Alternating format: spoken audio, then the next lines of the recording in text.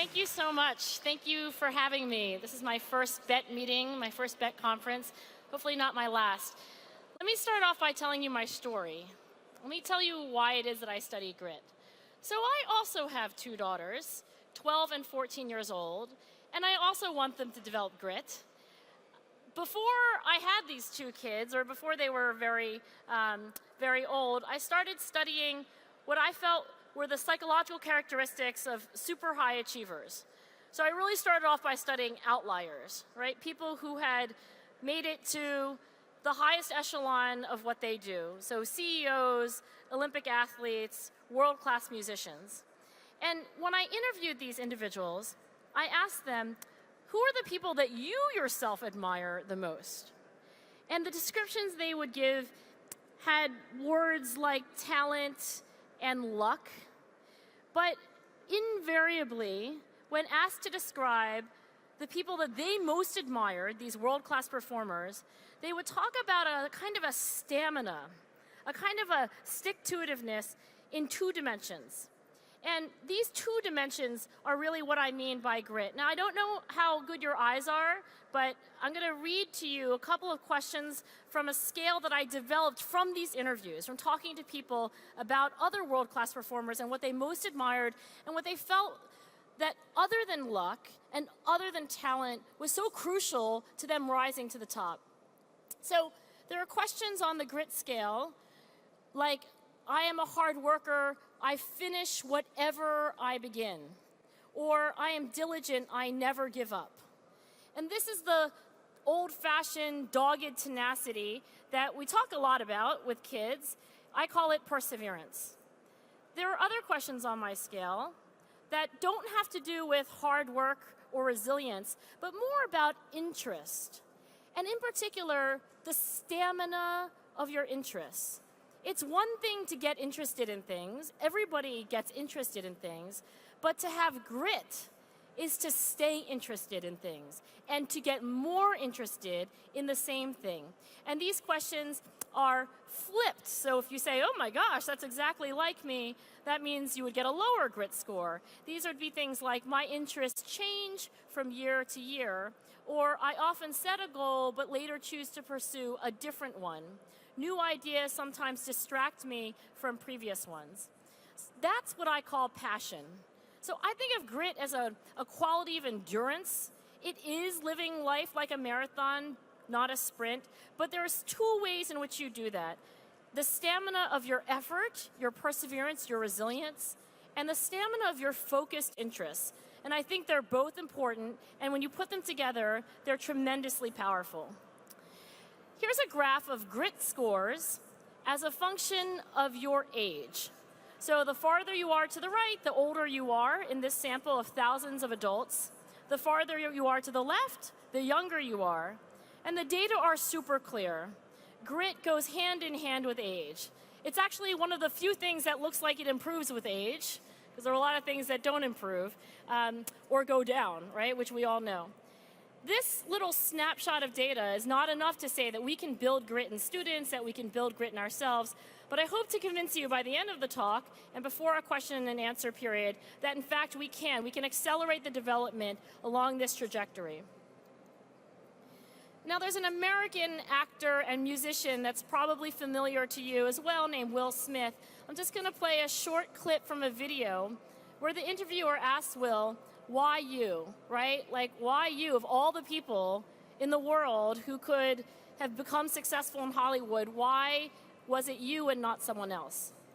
The only thing that I see that is distinctly different about me is I'm not afraid to die on a treadmill, right? I will run. You would not be outworked. I will not be outworked, right? Period. Yeah. You know, you might have more talent than me, you might be smarter than me, you might be sexier than me, you might be all of those things. You got it on me in 9 categories. But if we get on the treadmill together, right, there's 2 things. You're getting off first, or I'm going to die. It's really that simple. Well before Will Smith said, there's 2 things. You're getting off first, or I'm going to die. It's really that simple. Somewhat less eloquently, Sir Francis Galton, who was British, by the way, did the very first scientific study of high achievers. And in his systematic review of high achievers across the arts, painting and poetry, and also the sciences, mathematics, commerce, and law, he identified that the key characteristics were not singular, but threefold. The truly eminent, Francis Galton said, have ability or talent, call it what you will, but in combination with zeal and the capacity for hard labor. If you go on and read the rest of what he writes, to me, he's talking about passion for what you do and perseverance to keep working on it. Now, Galton had a slightly better-known cousin named Charles Darwin, who read the book as soon as Galton had written it, and he wrote this letter back to his dear cousin. He said, "Dear Francis, you've made a convert of me, in a sense, for I've always maintained that men did not differ much in intellect, but only in their zeal and hard work." And he closes the letter. Darwin says, "I still maintain that zeal and hard work are the most important differences." Darwin himself, by the way, didn't fancy himself terribly clever. He felt he had a poor memory. He wasn't very good at abstract thinking. But he did say this in his autobiography. He said, "I don't know anyone else who loves what they do as much as I do, and who has been so steadfast in their efforts to make progress." Now, if you fast forward a few decades, you get to 1920 and a study of 301 geniuses conducted at Stanford University.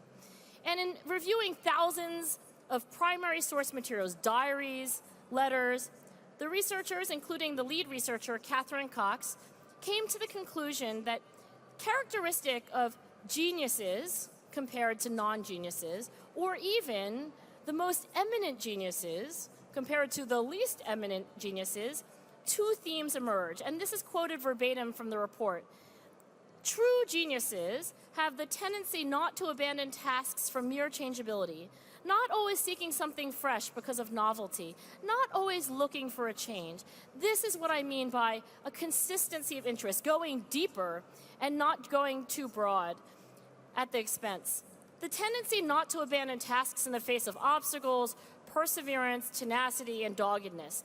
In other words, geniuses have passion and perseverance for the long term. This is how I define grit. And I'd like to tell you why I think it's important, but I'd like to spend most of my time talking about what we might do to cultivate this quality in ourselves and in students. I do want to say one word about talent, which is that I think it exists.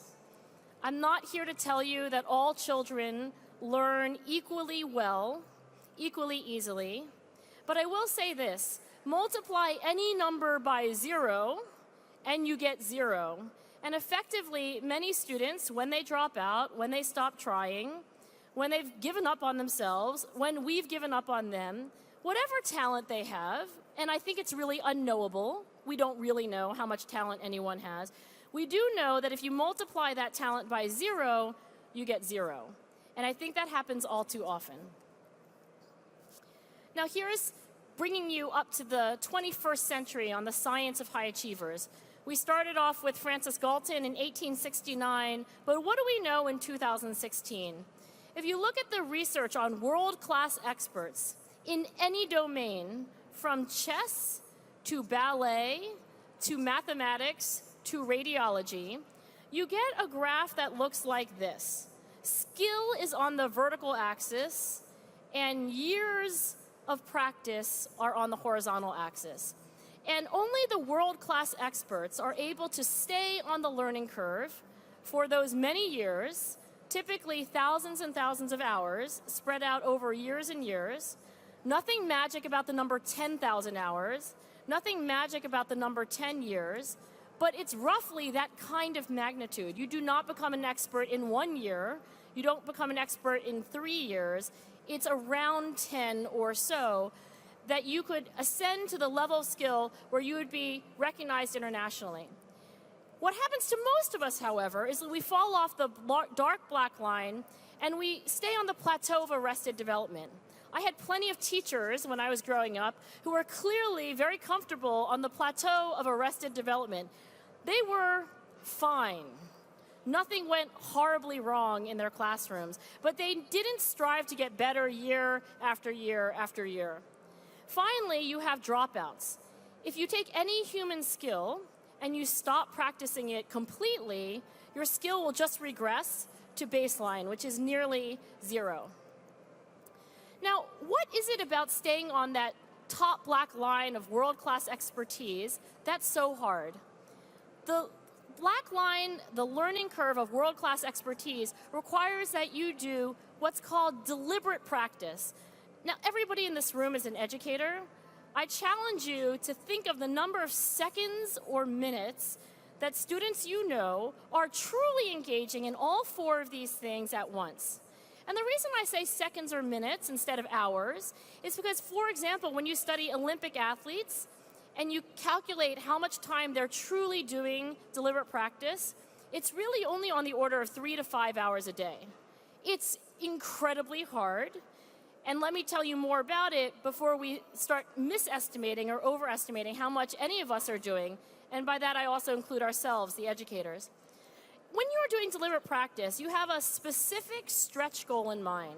By that, I mean you are specifically working on something that you know you cannot yet do. Sounds simple, but human beings do not like doing things that they cannot do.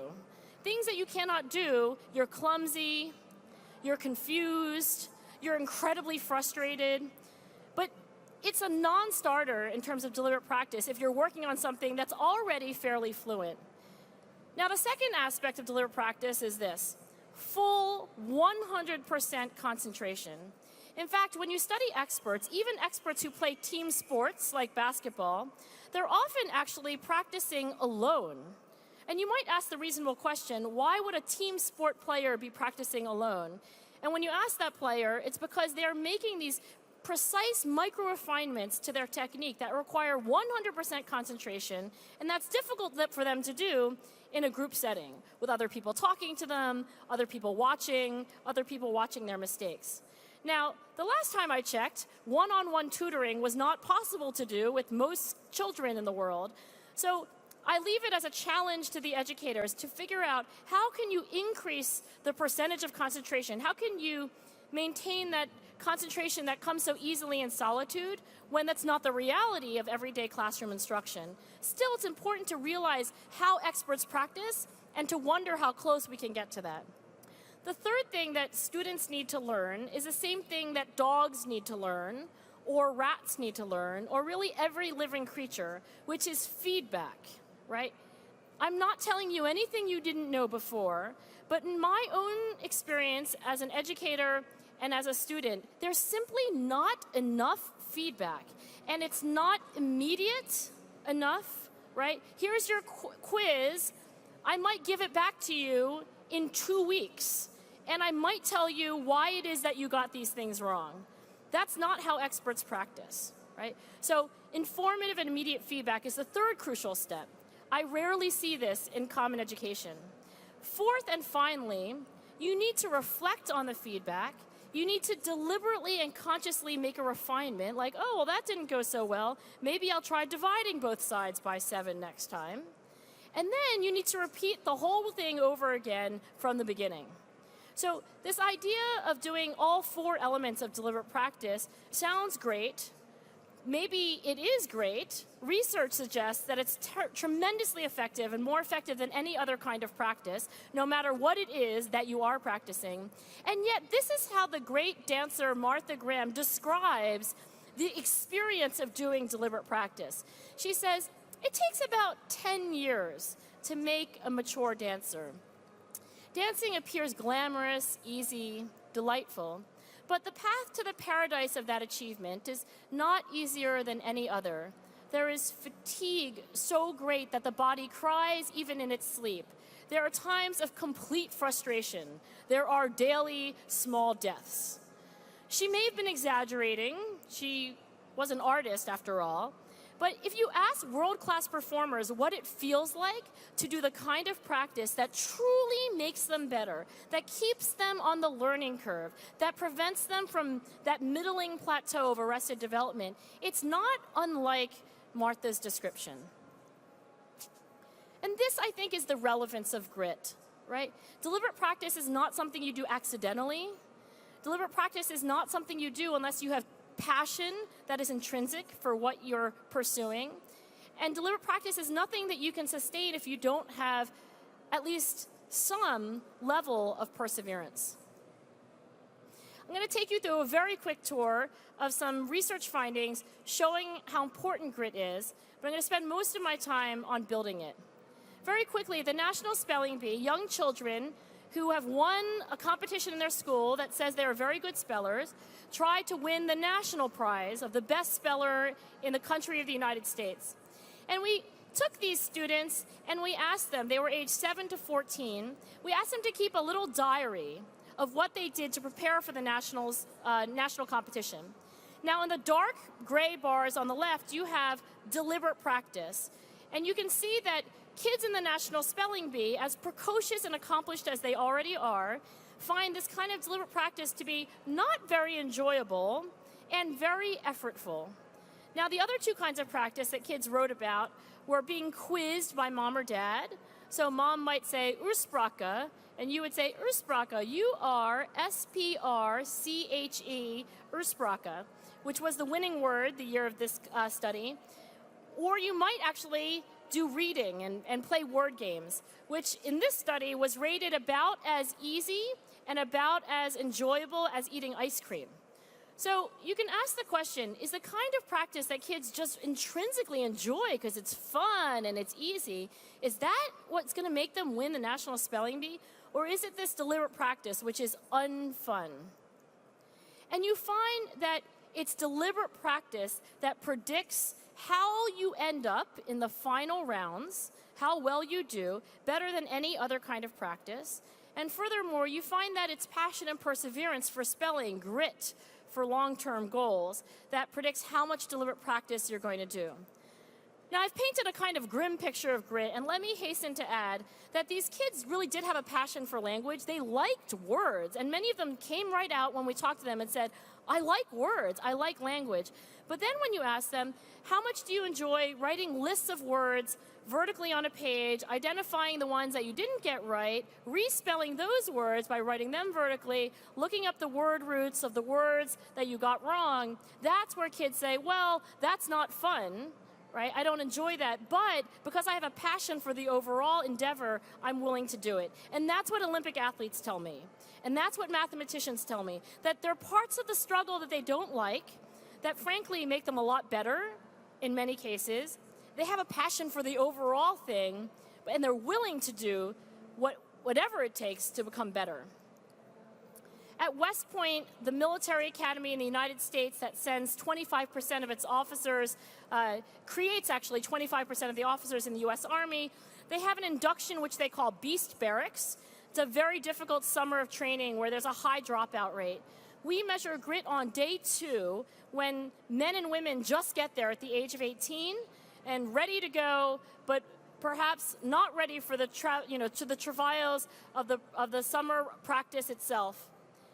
We find that grit is the most reliable predictor that West Point has ever used of your likelihood of making it through Beast Barracks as opposed to voluntarily dropping out. They have a measure of talent at West Point that they call the whole candidate score.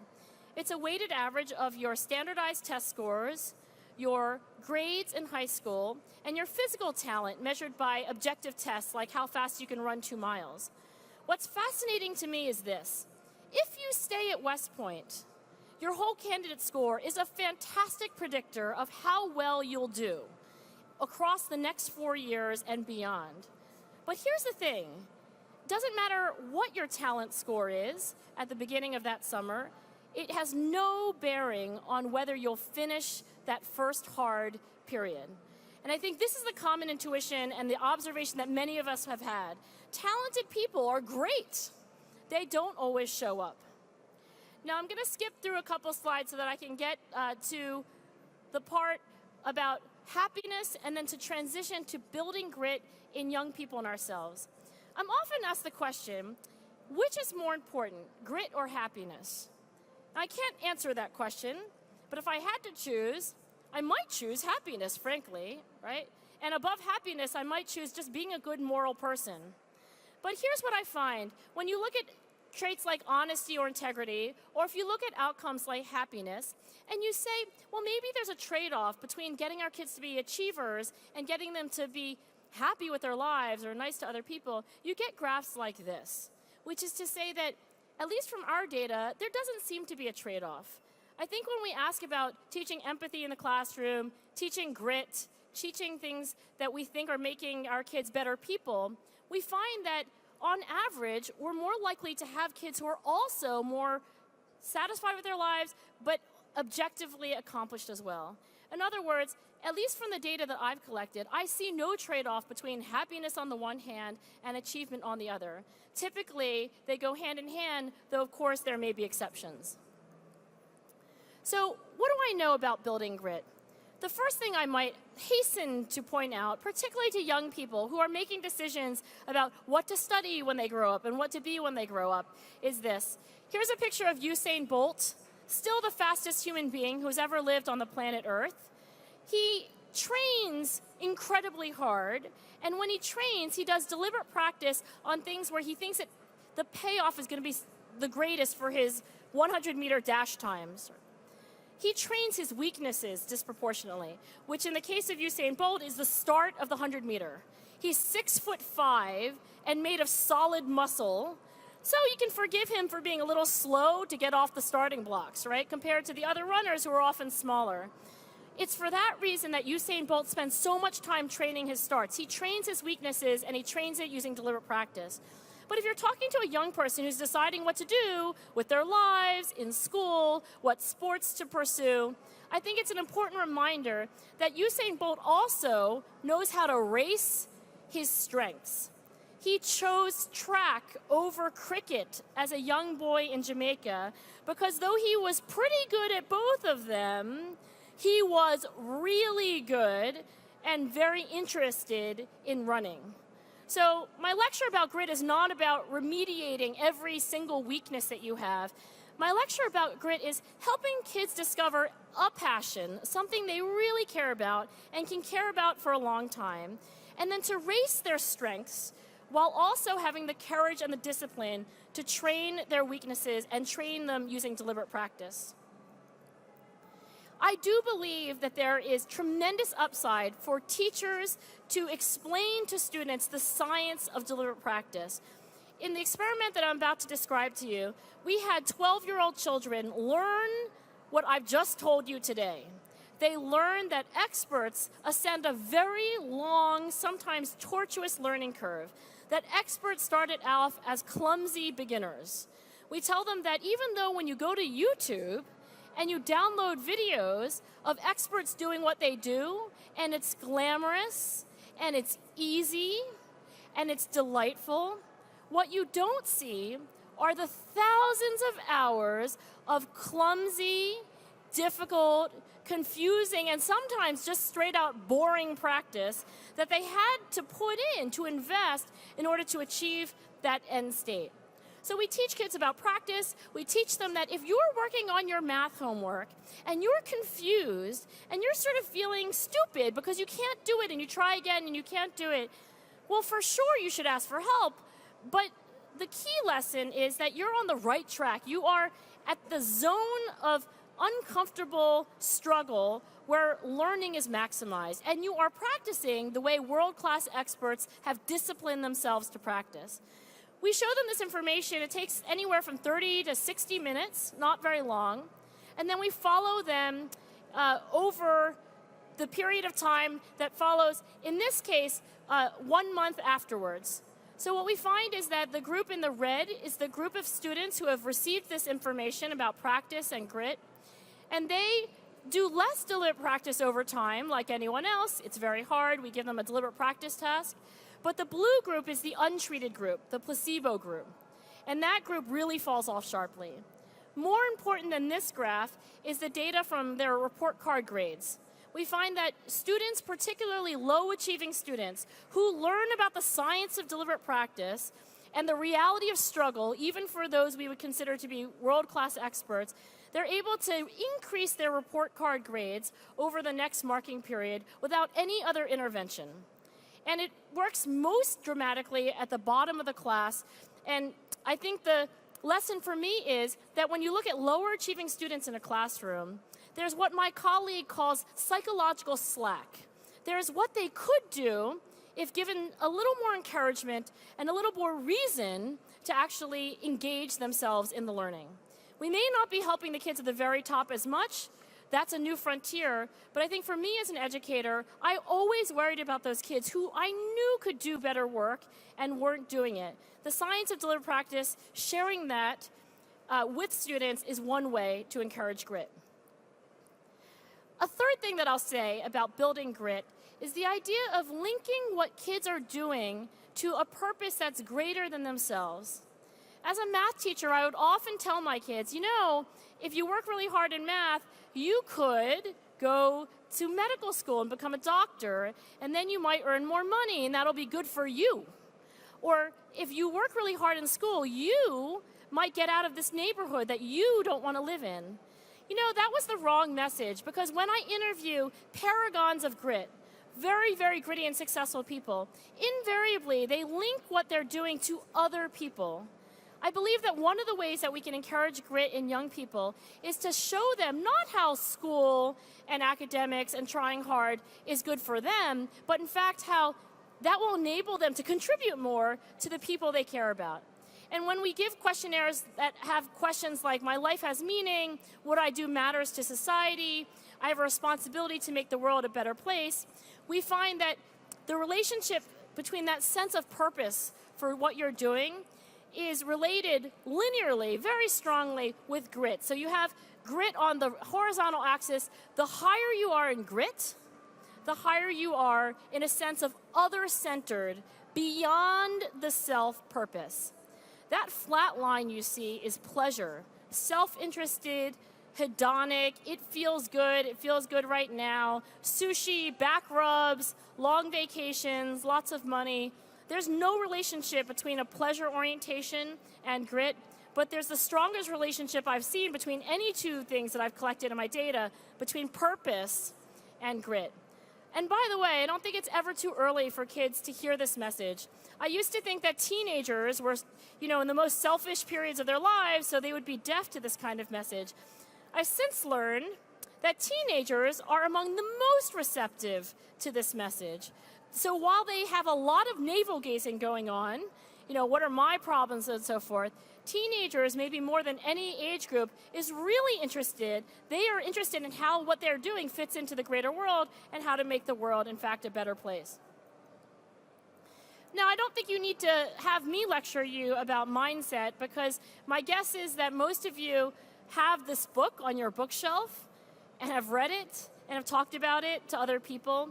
Let me emphasize one thing, however. My colleague Carol Dweck at Stanford and I have been collecting data on grit and growth mindset on the same students. And invariably, we find that a growth mindset is among the best predictors of actually being gritty. It makes a lot of sense when you have an understanding of what growth mindset is. Let me reiterate what you may already know. What is it really to have a growth mindset? To have a growth mindset is to have what Carol Dweck found when she was just a young doctoral student at Yale, studying kids in the local schools who were underperforming. She found that many of these kids who were underperforming had a fixed mindset about learning and growth. They felt that abilities like intelligence were simply fixed at birth and nothing they had control over. She found that rarely you would find a kid who truly believed that it is human nature to learn, that it is human nature to screw up, but it is human nature to learn from those mistakes. A fixed mindset is believing that abilities like intelligence are beyond your control. A growth mindset is believing just the opposite. In our work together, we find this correlation, But even more persuasive are the random assignment studies that Carol has done with literally thousands of school children, showing that in 45 minutes, you can teach kids the science of the brain. You can prove to them that research has found that the brain is more plastic than anybody could ever have imagined. This is stuff we're only discovering now in the 21st century. Not just plastic when you're 2 or 3 years old, not just plastic when you're 14, but truly plastic throughout the lifespan. And when you prove to kids that learning is possible, you find that they are much more resilient and persevering in the face of setbacks and failures. It's not to say that they're not going to fail, but it is to say that when they fail, they interpret that failure as a milestone on the way to getting better. Now, there's nothing that's more important in the classroom than the teacher themselves. I think it's more important than anything that I could say to emphasize that the teachers in the classroom can model and support grit in the learners. I want to read you this little story from a swimmer who grew up to be very successful in the sport and to do very well in the Olympics.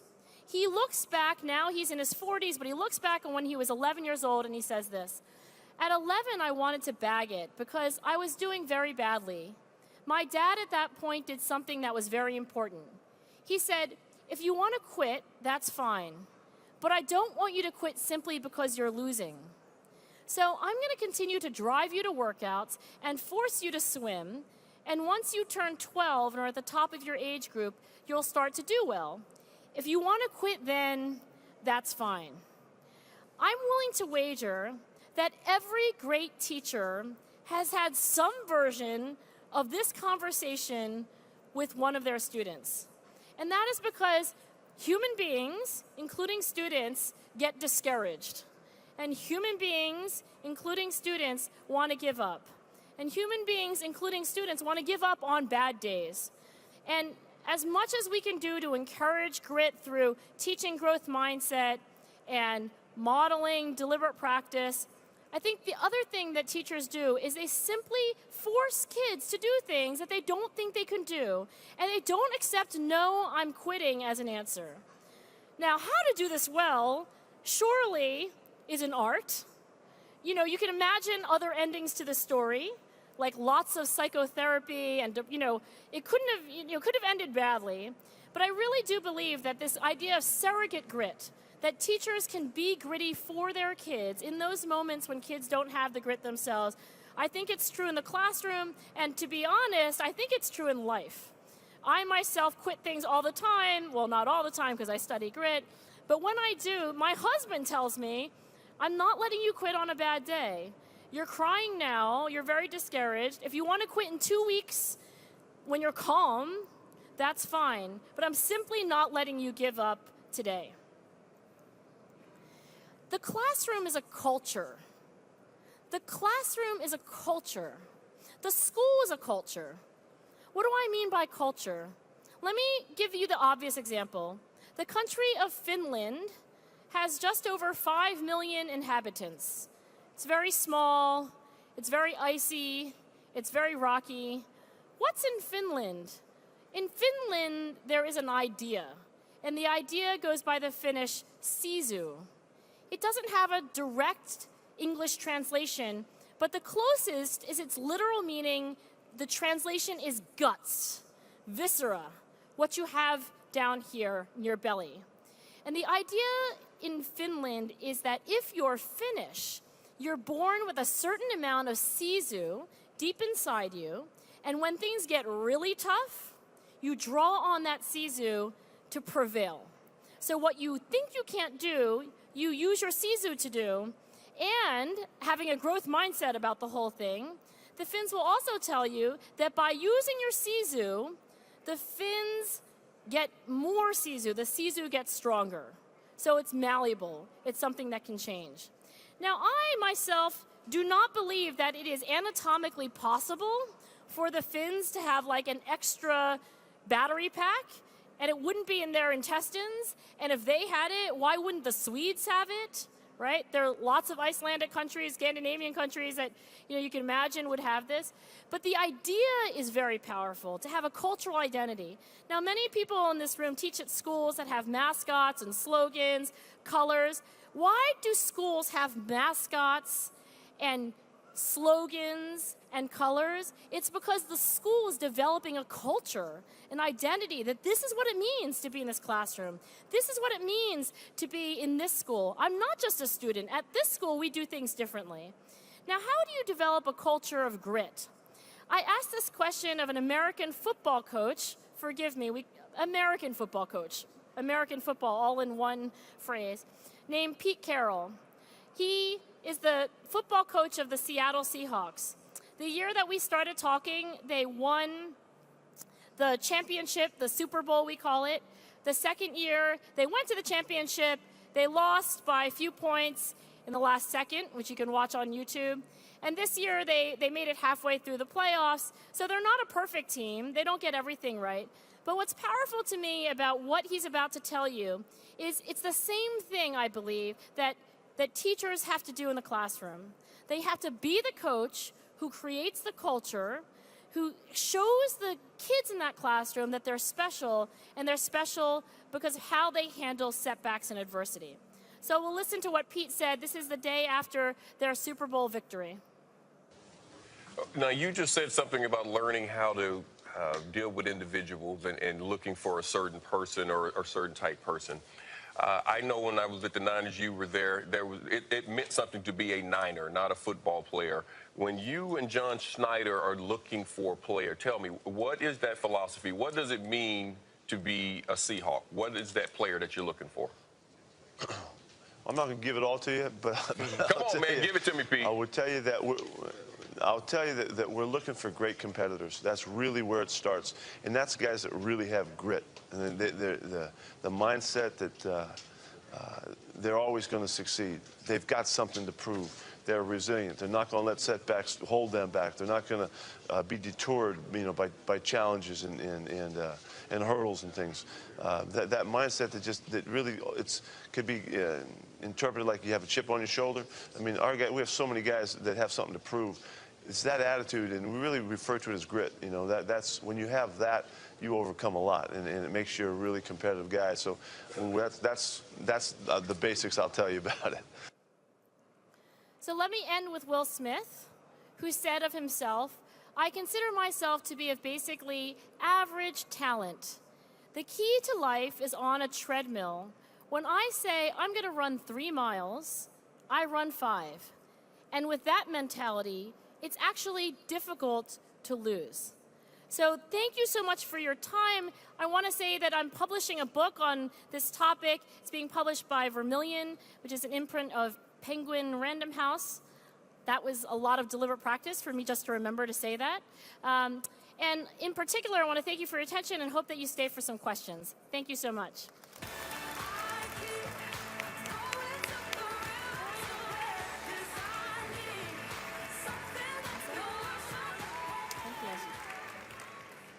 Angela, thank you so much for an incredible speech. And I want to thank you from the teaching profession, not only giving us a why, but actually some hows to be able to take away. So absolutely incredible. So I am going to give you the privilege to open this up to questions, and I'm going to throw you the catch box if you would like to ask Angela a question about the presentation. Got a hand straight up here. Go for it. Good catch. Nearly didn't catch the catch box. But I'm pleased I finally get to use it. Hi, my name's Nick Austin, and we work in an international school in the primary department, and we've been doing our own action research into grit. And that's kind of thrown up a bit of an issue. We're trying to objectively observe and measure grit in young children. And it's a real challenge, and I'm wondering what your take is on that. Do you think it's possible? If you figure out how to measure grit in an objective way in anybody of any age, you need to tell me immediately, because I haven't been able to do that myself, really at any age, particularly in young children, but really older children and adults as well. You know, I think we all want to measure things with precision, right? We all want to have a number for things. The scale that I showed you in the beginning is the opposite of an objective. You know, I will say this, should we still work on it? Yeah, and particularly people like me, I mean, that's my whole job. But I don't think we should stop education its tracks while we're waiting for that measure. I don't think it's going to come very soon. And I think in a way, the things that kids need feedback on that will show them grit in an implicit way, like the thing that they're struggling with, they might not need measures of grit overall. They might just need the feedback on what they're doing. And you can do what the world-class teachers and tutors do, which is when they're giving that feedback, they're sort of modeling and giving, you know, the attitude of deliberate practice and so forth, and they're really giving meaningful on the content itself. It's not all just like you did great or you tried hard, but oh, okay, well, you have to divide by both sides, and here's why. I think there's no reason to stop that in the absence of measures, and it will be a long time coming. Cool. Great. All right, other questions? Yes, ready? Hi, thank you very much for a really great lecture. I've been thinking a lot about what you have been researching on, and actually you're very much opposing the traditional education, which I love very much, because I'm a director of an innovative non-governmental school. Because if you want the kid to become really, really good at something and to be really passionate about something, and to fail again and again and again and be able to stand up and learn from his own mistakes, it's impossible for all the kids to create the curriculum where everybody is supposed to get the same grade, the best grade at everything. Am I right? Yeah, I mean, I'll say this. This is a question about specialization versus like everybody has to be good at everything. You know, if you talk to the most privileged parents in America, the richest parents in America, they're not so much worrying about their kids being underachievers. They're worrying about their kids not having, you know, captain of 3 sports, perfect grades in every subject, playing a musical instrument, also being the president of the class. You know, that's not grit. Grit isn't doing everything frantically and super well. Grit is doing something that you care about. And when you look at world-class performers, they're not world-class performers in 7 things or 8 things. They're often world-class performers, actually most often in 1 thing. So I do think there's a tension that we have between specialization, which is really, you know, the heart of grit, and then generalization, right? Which obviously there's some role for that too. I'm not telling you that kids don't need to take a broad array of classes, but I think that tension has to be navigated in a way where we somehow allow kids to be good at some things and to care less, frankly, about being not so great at others. We need to encourage them to go deeper. And I think when we calculate, for example, grade point average, it's just an average of everything, you know, you're losing that, right? I'll just give you one example. I was on a committee to give an academic prize to a small number of undergraduates at my university. And we looked at this one student, and his grades in biochemistry and his research record in biochemistry was phenomenal. He was only 21 or 22 years old, but he was already publishing his academic research in peer-reviewed journals. So then the committee convened and they said, oh, well, we shouldn't give it to him because he didn't get a very good grade in English and he didn't get a very good grade in French. I said, who cares? Because he's not going to become an English professor and he's not going to grow up to teach anybody any French, but he's going to be a world-class biochemist. So I think that's the tension. I think we do want to reward kids and allow them the flexibility and give them the message that, you know, that's not life. Life is not averaging together everything that you do across a lot of domains. Life is about finding something you care about, working on your weaknesses within that, and then really growing in a direction that you can sustain for years. Right. Yep. Yeah. Have you seen any relation or correlation or trends between natural ability, for example in maths, the more natural the child is at maths, how does that relate to grit? Because in the classroom, I feel sometimes I see the more natural the child is at something, that almost the less grit they have sometimes. This is such a fantastic question. The question is what is the relationship between talent and grit? And your observation as a teacher is exactly what we see in our data. Sometimes we see no relationship. Sometimes if I have your IQ score, for example, or your whole candidate score at West Point, and I ask, okay, well, can I predict how gritty you'll be? I have no prediction. There's just no relationship at all. Sometimes I find that what you're saying, which is that there's a negative relationship. In other words, in some data that I've collected, the more talented you are, on average, the less gritty you are. And I have long puzzled about that because I thought, well, if things come really easily to you, shouldn't you be the one who works hard? I mean, if you're so smart at maths, you should work hard because every minute you do it, you're getting something out of it. So it's kind of the logical thing to do. And I asked actually high-performing, coaches and business leaders about this, and they have the same observation, but here's their explanation. They said that when things come very easily for you, you don't learn the skill of grit because you don't have any practice failing, screwing up. And when I mean failing, sometimes it can just be getting like a less than perfect grade, right? Or not being captain of the sports team. Those kids who I think never have an opportunity to fail, I see them when they go to university. I teach at an Ivy League university, and I have a word for them. I call them the fragile perfects. Right? They have never gotten a B in their lifetime. They have never not been the prom queen. Sorry, these are all American references. They've been sort of winners all the way through. If you are a winner all the way through, it's really hard to lose. And so for those kids for whom things do come easily, I think we have a special challenge, which is how do we introduce disappointment in a way that's natural. You don't want to trip them up on purpose. But how do you introduce them to that discomfort that comes at being on the edge, the occasional failure, the occasional setback, in ways that I truly believe will build them resilience for the long term? Amazing. One more question. Sorry, last one here. I've been working with Nick, and we've been doing a pilot on grit, like we said, and I've done 2 actually in my classroom. In the first one, it was about maths and looking at the effect that grit has on their learning. And they were grouped by ability. And we also looked at how much time it took them to ask the teacher for help.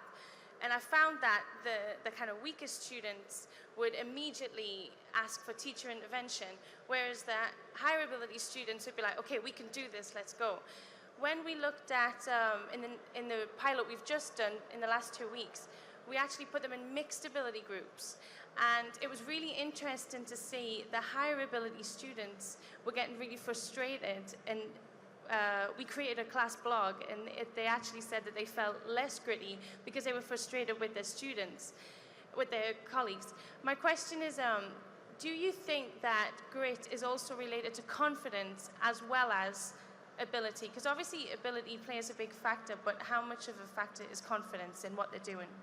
Yeah, I mean, you don't stick with things that you lose confidence in, right? I mean, I believe that children they're sane. I don't want to say they're perfectly rational, like they never make mistakes and they're always logical, but, kids are not crazy. Even when they're driving us crazy, they're not crazy. And if a kid doesn't have confidence that they're going to be able to succeed, they're not crazy. If they were crazy, they would keep doing something even though they have no confidence, right? When you lack confidence and you're reasonable, you should give up, so you do, right? It all makes sense. I mean, I will say this about grouping, and as educators, you know much more about this than I do. But I would say this, I think there's a magical thing when kids of different age groups get together. I think that is the way society has been for millennia. It's actually a relatively recent invention to take 100 kids, all the same age, and group them together and teach them all at once.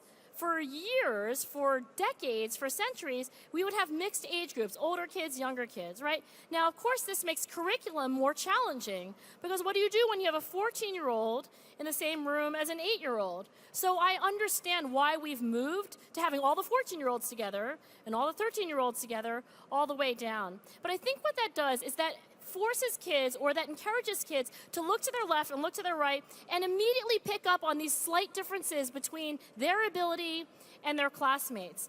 But when you put a 14-year-old together with an 8-year-old, you know what they do? The 14-year-old helps the 8-year-old spontaneously and without instruction. And you know what the 8-year-old does? The 8-year-old reaches their hand up and, moves along and learns from the 14-year-old. So I'm not saying that, that there's an easy solution here, but I think the idea of playing around and experimenting, which sounds like what you're doing, right? Experimenting and seeing like, okay, well, interestingly, that grouping didn't work. What if we tried mixed age groups? Okay, like, let's see if that helps. If that doesn't work, let's try something else. But I do think that this conventional structure that we've had in contemporary education in many ways has sort of undermined, I think, like kids' confidence and then in turn their grit. Thank you so much, Angela. It's been an absolute pleasure to have you on the stage. Awesome.